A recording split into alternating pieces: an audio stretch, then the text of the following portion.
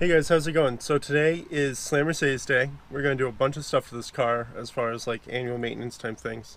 So we're going to adjust the valves on the OM617 diesel. We're going to do an oil change, oil filter, fuel filter, replace a piece of trim that's over there, and that's about it. The valves on these cars have to get adjusted like every few thousand miles because they get too tight, and then you lose compression when they get tight. So the car starts to run, you lose power. It's not that they run bad, they just lose power. So I'm going to adjust that because it's pretty easy. I've got some tools I made to do it, and you guys will get to see how to do that. So right now we'll do a cold start. Haven't driven this car in probably, I don't know, 10 days, 2 weeks, and bet you it starts right up.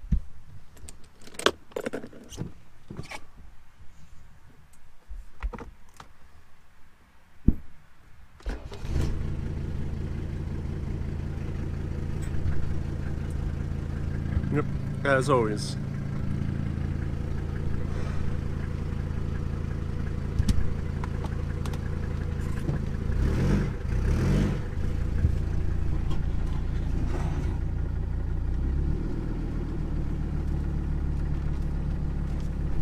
There's my cousin's Accord that all the Honda fanboys probably like.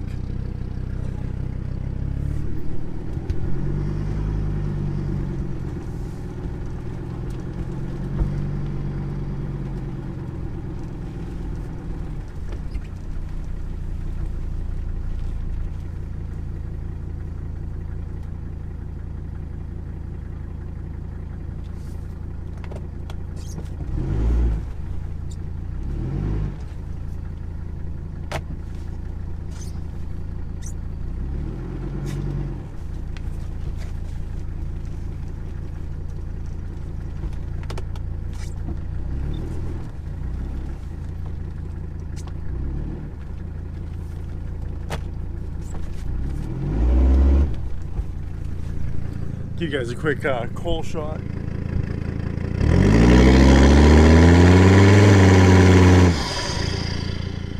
Some nice smoke.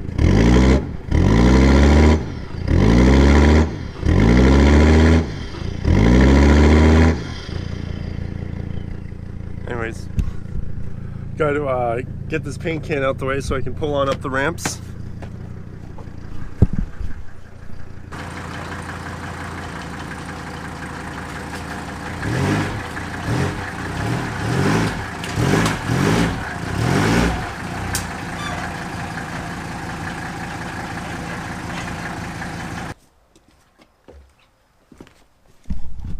Okay, so the way that this is going to work is I'm going to do all the other maintenance first, and then I will do the valve adjustment. And the reason why I'm going to wait is because you're supposed to do it when the car is cold.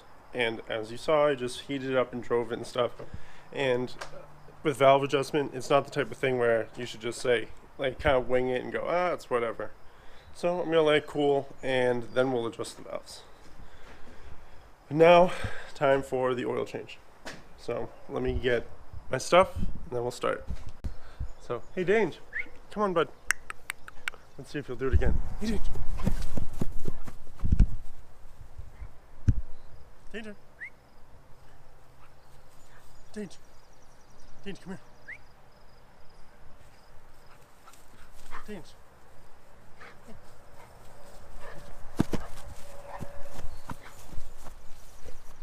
Well, I guess not. But before I gave like a little lunge towards him, and he was running circles around the field. But I guess you gotta have a system. So here's what I like to use for the oil filter and all the stuff for the change. So you've got, I use Mobile Delvac Super. It's a good oil. A lot of people use it, and this is a 30-year-old car. This car wasn't designed in aero synthetic oils and all that. So this is what they intended for this car to run on anyways. And when you put any oil in this car, it pretty much turns into like completely black sludge the second you turn the car on. So I just run this and change it. It's whatever. Hank's filter. I'm not sure if this is OEM, but they make a good filter. I don't know if you guys know what they look like, but hold on.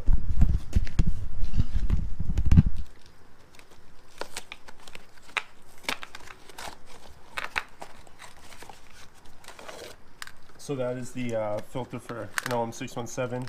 It's got this little handle on top so you can pull it up out of the hole. Dinch, hey, stop eating the grass, buddy. Here is what I like for a fuel filter. This might be OEM. I'm not sure if this is what they use, but Mali or Male, I don't know. Sounds about right. This is what I like for the fuel filter. And this is for a piece of trim. And as far as trim on these cars goes, this piece is actually a reman. It's like a China trim, but it's good quality. It's straight and shiny and new. And these are about $30. When you look on eBay for trim for these cars, there's a bunch of people selling OEM trim that's 30 years old for like $100 for a piece like this, or 70 bucks. And you'll get them and they're bent or missing tabs and things like that.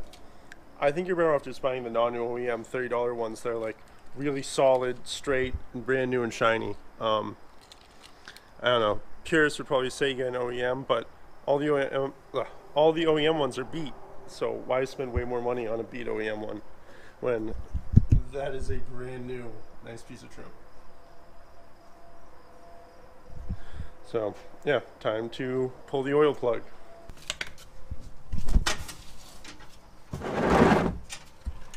I've got the factory skid plate, as you can see. So with the factory skid plate, you do the oil change through, is it this hole? Yeah, you do the oil change through that hole right there.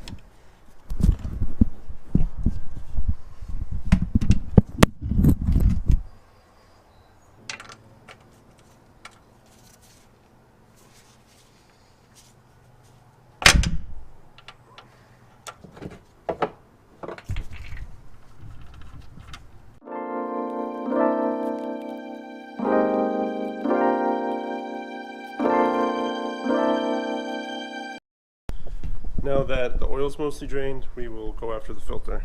But I just got oil all over the like the tripod I use, and I got some on the dead cat. You never want oil on your dead cat, do you?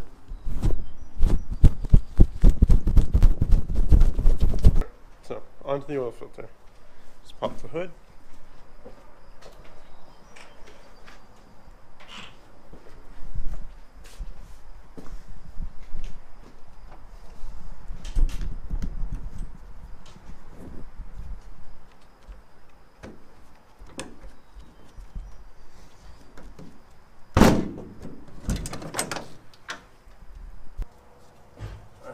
So here's the oil filter housing.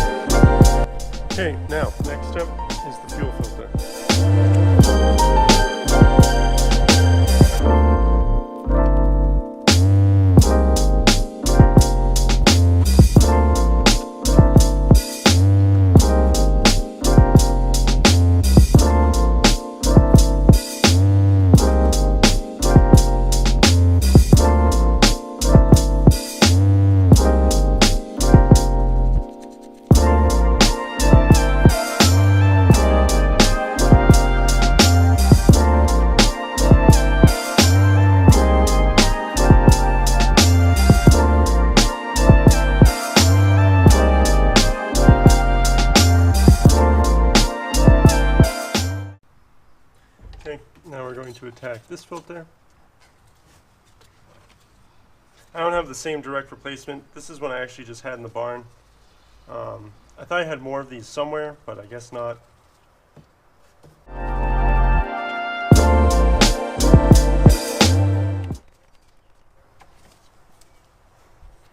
Now the trick is to disconnect the supply, let it drain down so you don't get all that junk or all that fuel over you.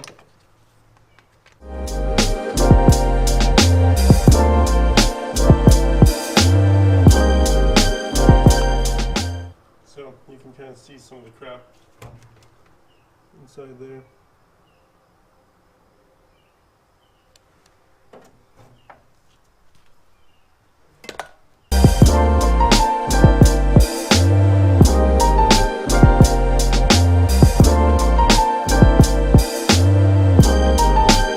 Now what you do is there's a little primer. So you need to prime it because it's a diesel. So you reach down in, and right there, I don't know if you can see, there's a little primer that you push.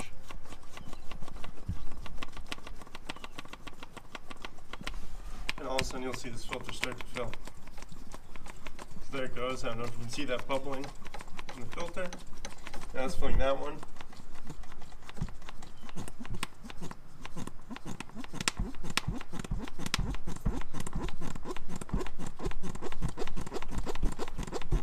And that noise it's making, after a certain point, it's a relief valve. So when you get to that point, you know that you have thoroughly bled it and there's nothing left to do.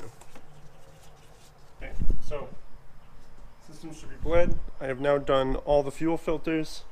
So that alone should be a noticeable performance boost, because you can always tell when you change that inline filter and the main filter. Especially since the previous owner of this car, he was running biodiesel, and I pulled so much junk and crap out of this oil tank or gas tank that's crazy. So now I'll put the plug back in and we will refill this with oil.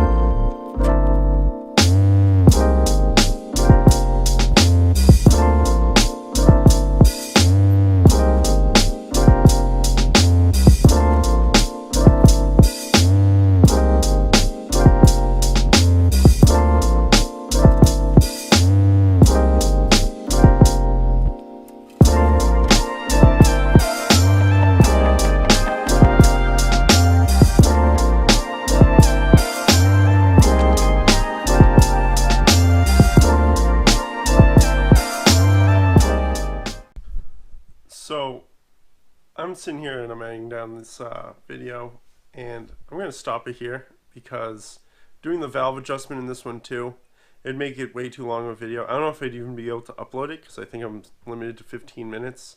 So thanks for watching. I hope you enjoyed. Starting it back up, doing the valve adjustment, all that, that'll be in another video, which I'll post up soon. But I'm just going to split into two parts. So this is the end, and yeah, catch the next part and you'll get to see how to adjust the valves on your OM617 Mercedes.